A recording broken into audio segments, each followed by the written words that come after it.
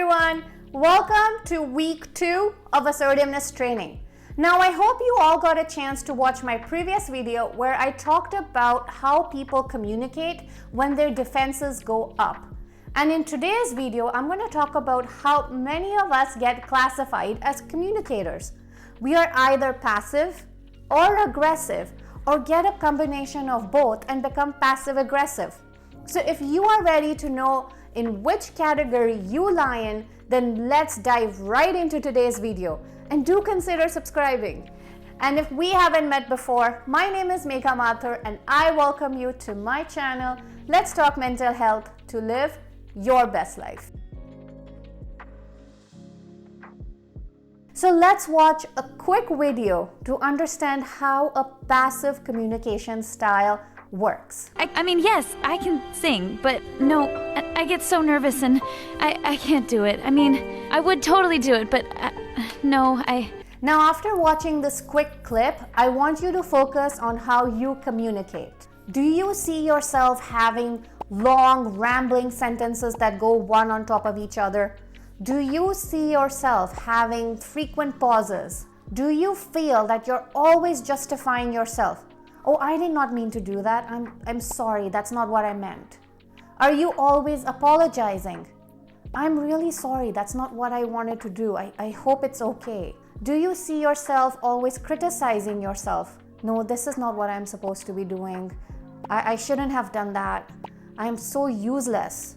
When you are under this category, people are going to take advantage of you because there are no boundaries in place. They know that you don't have enough self-respect to stop them from behaving a certain way with you. You would also have a loss of self-esteem. When you assert yourself, you are going to see a difference. You are going to see people notice that change. And guess what's going to happen? When you make that subtle changes, people are going to come to you and say, "What's happening? You never did this before." But I want you to stand your ground and assert yourself through all of the techniques that you are going to learn in this training. So the next one on this category is aggressive communication style. And to understand this a little better, let's watch another clip. You just said thank you and went on your way. Otherwise, I suggest you pick up a weapon and stand a post. Either way, I don't give a damn what you think you are entitled to. Now, what did you notice in that clip? You would have seen that when somebody is being aggressive, their jaws are clenched and that their tone of voice is really high.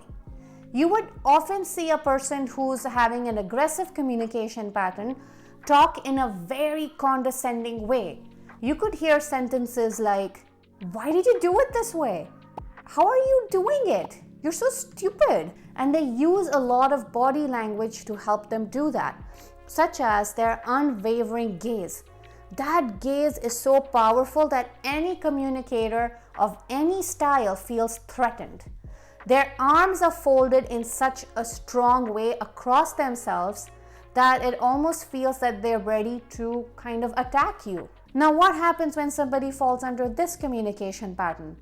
You will see that they lose out on having good friendships, or they don't have healthy relationships because everybody is afraid about how they're going to react. You would have them not be totally expressive in how they're feeling because their defenses go up so fast that the only way in which they seem to communicate and protect themselves is through aggression. And you need to understand that even if you are on an aggressive communication pattern, you can still change.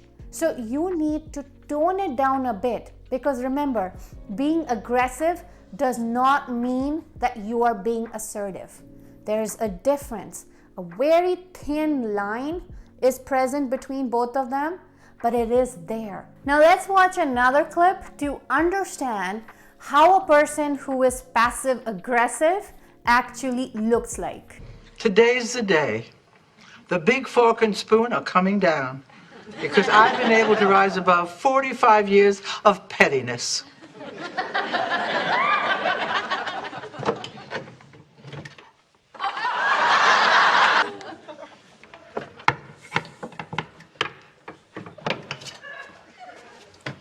is all your fault.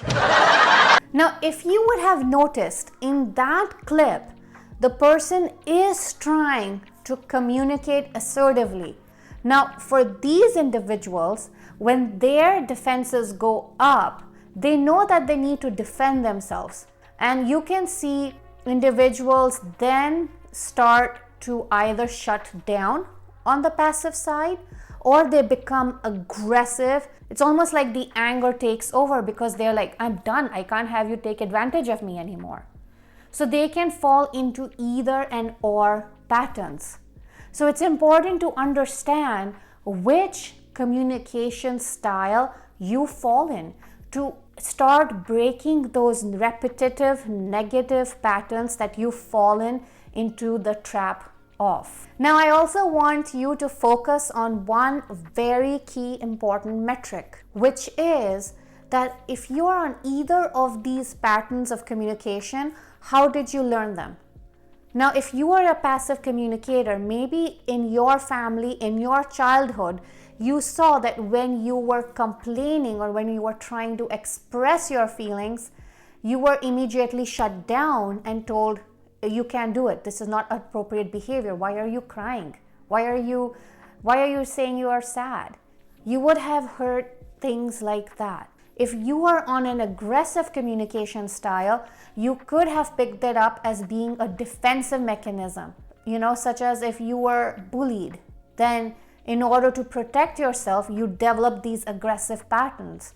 If you were constantly shut down in your childhood, at some point when you were ready to defend yourself, it came out as being aggressive. Now, if you are somebody who's fallen into the passive aggressive communication style, it actually means that this was learned later on in adulthood. When you are trying to break the patterns of not being taken advantage of, and you're trying to become assertive, but it's coming out as becoming aggressive. So remember, all of your patterns are learned. And in the guide that I am providing you today, I need you to focus on where you learned these patterns. How did you come about having either of these communication styles? So don't forget to download that free guide, which is linked in the description below. Now, what stops us from becoming assertive? It is all the beliefs that we take on from childhood. When we're told from the beginning that if you assert yourself, the person standing in front of you is going to feel hurt. No, we're going to start challenging all of those beliefs. We're going to start challenging all of those thoughts.